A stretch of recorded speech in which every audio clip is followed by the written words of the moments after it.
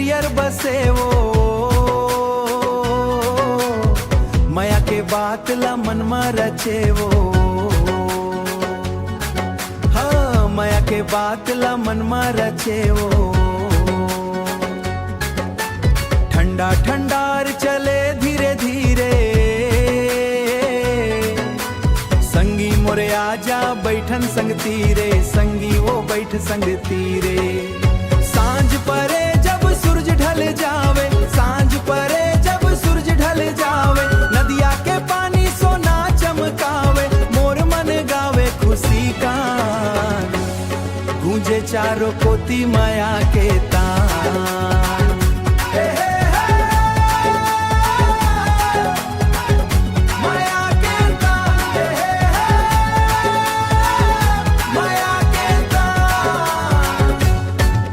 कोयलिया कुह के अमरई डार माँ, फूल महके बिहान के बहार माँ, हरियर खेत औ सुघर गाँव, माया के रंग माँ रंग गे पाँव,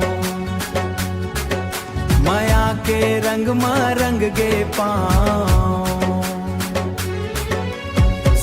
परे जब सूरज ढल जावे, सांझ परे जब सूरज ढल जावे, नदिया के पानी सोना चमकावे, मोर मन गावे खुशी का, गूंजे चारों कोती माया के तान।